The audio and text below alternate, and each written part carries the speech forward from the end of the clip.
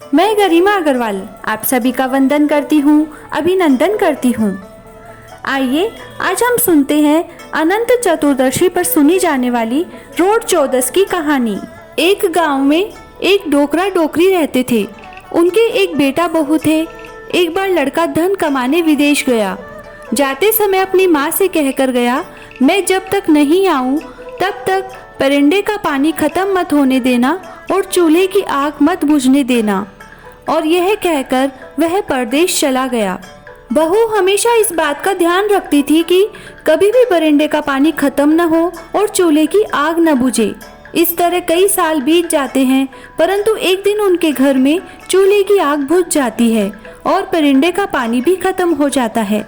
बहू पानी तो कुएं से लाकर भर देती है, पर आग मांगने वो पड़ोस में जाती है तो पड़ोसन उससे कहती है कि आज हमारे घर में किसी को कुछ उधार नहीं देते हैं। तो वो पूछती है कि ऐसा क्यों है। तब पड़ोसन बताती है कि आज रोड चौदस है। आज हमारे घर में पूरा घर लीपा जाता है, परिंदे का भी पूरा पानी ढोलकर उसे साफ किया जाता है और फिर अनाज पीसकर उसके रोट बनाए जाते हैं। फिर उनकी पूजा करके खाना खाया जाता है। तो बहू सोचती है कि जब उसके चूल्हे की आग बुझ ही गई है तो वह भी इस व्रत को करेगी।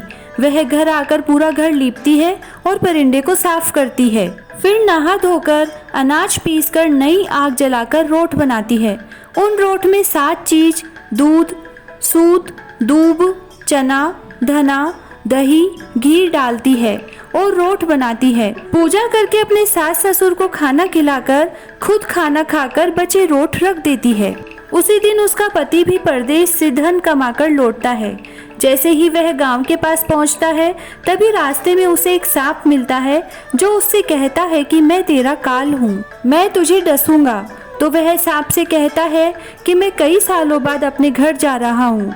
मेरे बूढ़े माँ बाप मेरा रास्ता देख रहे होंगे, मुझे उनसे मिल लेने दो। फिर रात को 12 बजे बाद मेरे घर आकर मुझे डस लेना। सांप उसकी बात मान लेता है और उसे घर जाने देता है। इसके बाद वो घर पहुंचकर सबसे मिलता है, फिर खाना खाकर सोने जाता है। उसकी पत्नी तो दिन भर थकी हुई थी तो वह सो जाती है, पर उसके पति को नींद नहीं आती है। उसे तो पता था कि अभी 12 बजे बाद सांप आकर उसे डस लेगा।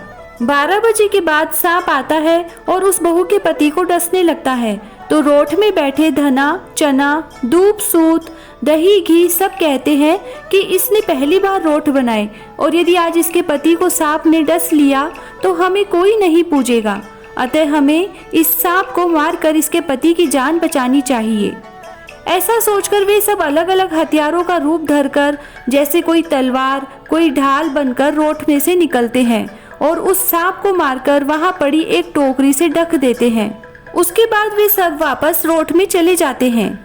यह सब बहू का पति चुपचाप देख रहा था।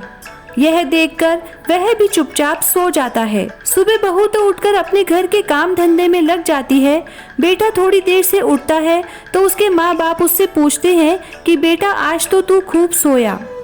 तब वह अपने साथ घटी सारी घटना सुनाकर अपने माँ बाप से पूछता है कि कल वो पूजा में और खाने में क्या बनाए थे, उन्होंने ही मेरी जान बचाई है।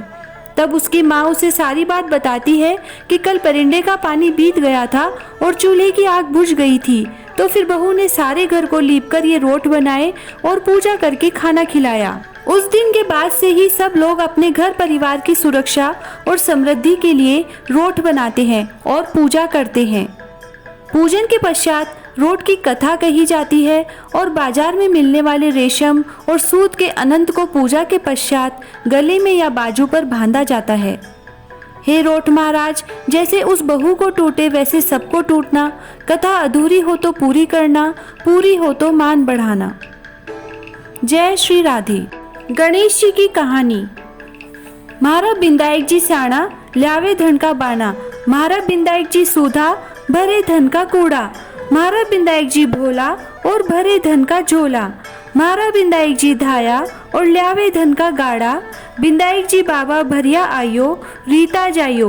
बिंदायक जी बाबो रंगो चंगो, फिरे बाड़ी में भरियो सुरंगो।